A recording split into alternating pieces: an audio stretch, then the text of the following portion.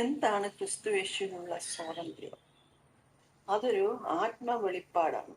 അതായത് പാപം ചെയ്യാതിരിക്കാനുള്ള സ്വാതന്ത്ര്യം, പാപ സ്വഭാവത്തെ അകറ്റി നിർത്തുവാനുള്ള സ്വാതന്ത്ര്യം, പാപപ്രകൃതത്തെ ചെറുത്തു നിൽക്കുവാനുള്ള സ്വാതന്ത്ര്യം, നിത്യനാശത്തിൽ വീണുപോകാതിരിക്കാനുള്ള സ്വാതന്ത്ര്യം.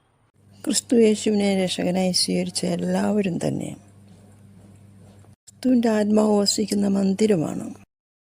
യാതൊരു മൂടുപടവും കൂടാതെ തുറന്ന ഹൃദയത്തോടെ തുറന്ന മനസ്സോടെ പരിശുദ്ധാത്മാവിനോട് നമുക്ക് സംസാരിക്കാം.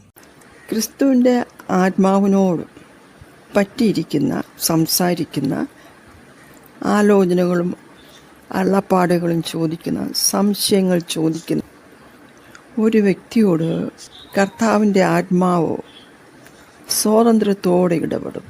കാരണം ഏത് നേരത്തും ഏത് പ്രതിസന്ധിയിലും ഏത് ശോധനയുടെ നടുവിലും നിന്ദിക്കപ്പെടുന്ന സാഹചര്യത്തിലും ഒറ്റപ്പെടുന്ന സാഹചര്യത്തിലും നമുക്ക് ദൈവത്തോട് സംസാരിക്കാം, ദൈവത്തോട് നിലവിളിക്കാം, ദൈവത്തോട് അപേക്ഷിക്കാം, ദൈവത്തോട് പ്രാർത്ഥിക്കാം.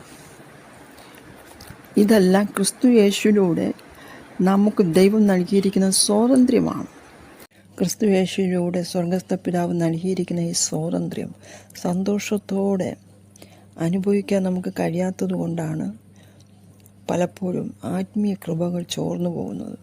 കർത്താവിൻ്റെ വിചാരങ്ങളും വഴികളും മനസ്സിലാക്കാതെ നമ്മുടെ സ്വയത്തിൽ നിന്നും മറ്റുള്ളവരുടെ പ്രേരണയാലും നാം ചെയ്ത നല്ല പ്രവൃത്തികളാകട്ടെ, ശുശ്രൂഷകളാകട്ടെ, പരിശുദ്ധാത്മ അനുവദിക്കാതെ ചെയ്തിട്ടുള്ള കാര്യങ്ങൾ നിമിത്തം നമ്മുടെ മേൽ വല്ല മൂടുപടങ്ങളും വീണിട്ടുണ്ടോ?